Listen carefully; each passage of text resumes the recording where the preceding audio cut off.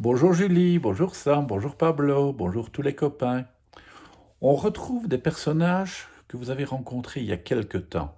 Zik, Zap et Zut. Vous savez, les trois petits suricates. Et aujourd'hui, ils ont affaire à un aigle qui a perdu l'appétit. Zap s'approche de Zut, la bouche grande ouverte, alors que ce dernier décortique des fruits de Marula. « Pourquoi tu me tires la langue ?» lui demande son frère d'un air méfiant. « Tu es couvert de mouches écrasées, tu ne veux pas que je te lèche un peu ?»« Jamais de la vie. »« Pourtant tout le monde le fait chez nous. Si jamais ta langue mouille un seul de mes poils, tu finis dans les étoiles. » « Qu'est-ce qui se passe ?» demande Zik qui courait dans les tunnels. « Quoi? Qui? Quand ?» répond Zap qui change d'idée comme de paire de lunettes. « Elle cherchait encore à me nettoyer, » râle Zut. « Vous ne voulez pas plutôt qu'on joue à saut de gazelle ?» réplique Zik. Zap est d'accord, et pour une fois, Zut aussi. Aucun des trois suricates n'a remarqué l'aigle sur la branche du baobab. L'oiseau les observe depuis un moment. Zik, sur Zut, le repère la première.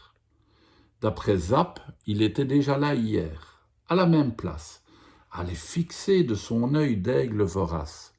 « Pourquoi ne nous as-tu rien dit ?» s'emporte Zut. « Ça m'est sorti de la tête. Il cherche à nous manger, c'est sûr. » « À moins qu'il ne s'ennuie parce que personne ne joue avec lui, » suggère Zik. « Je le reconnais, c'est Gros-bec. »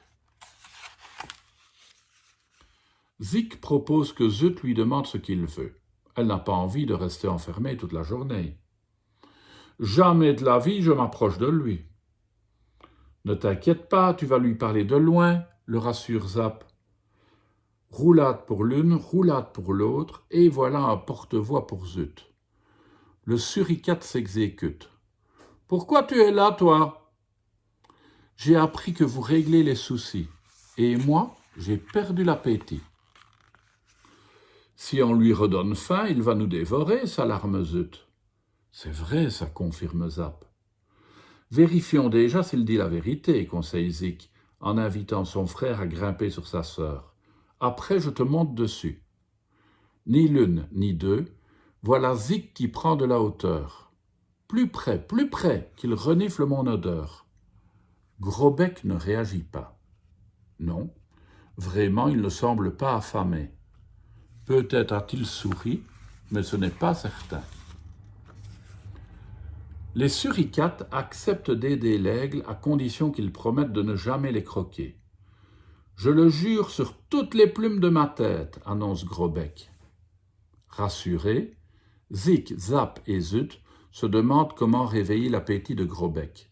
« J'ai une idée, » lance Zap. « Demandons-lui le plat qu'il préfère. »« Je raffole d'antilopes jeunes et rapides, » annonce l'aigle à l'ouïe fine. « Alors, c'est quoi ton idée ?» s'impatiente Zik. « Quoi? Qui? Quand ?» répond Zap qui a déjà tout oublié. « Tu voulais connaître son repas favori, » s'agace Zut. « Ah oui, on va se cacher derrière un drap pour le composer. » Zik est d'accord. Zut un peu moins, mais il se laisse tenter. Ça se bouscule, ça se renverse, ça se monte dessus. Et au final, ça donne un éléphant. Pour un aigle, ce n'est pas très appétissant. Mais au moins, Gros-bec a souri un brin. Cette fois, c'est certain. « Et si on fabriquait une balançoire ?» intervient Zik. « Dans quel but ?» demande Zut. « Pour lui faire du sport, » répond sa sœur. « Dépenser de l'énergie devrait lui ouvrir l'appétit. » Convaincus, Zap et Zut calent un tronc d'arbre sur la carapace de Lentille la tortue.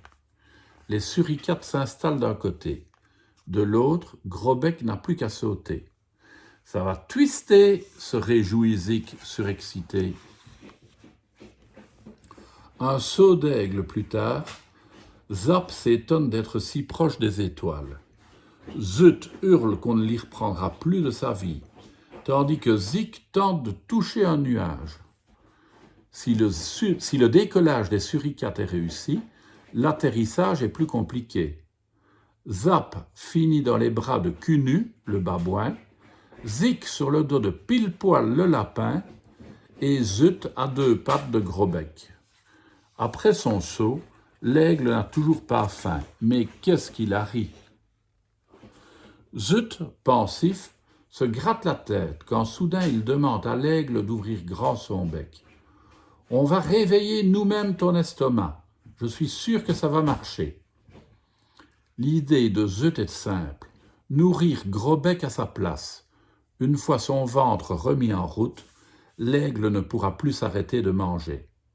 L'oiseau est prêt à tenter l'expérience. Zik, Zap, Zut reculent de 10 pas. Ils n'ont plus qu'à lui lancer des fruits de marula. Un panier entier a fini dans le gosier de Gros-Bec. C'est trop, beaucoup trop. Qu'est-ce qui lui arrive? Demande Zut.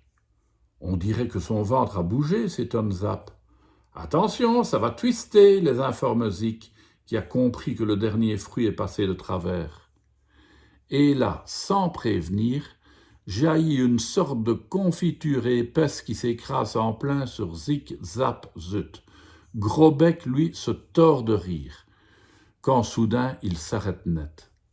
Son ventre a gargouillé, un peu, et maintenant il gronde, beaucoup. « J'ai faim, j'ai une énorme faim.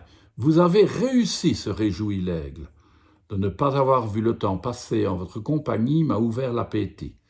Zik avait raison. Fini l'ennui. Vive les amis.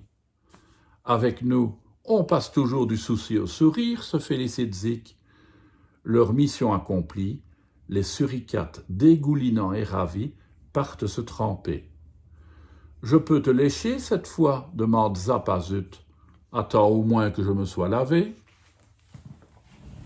Eh ben voilà. On se retrouve demain, les enfants. À demain.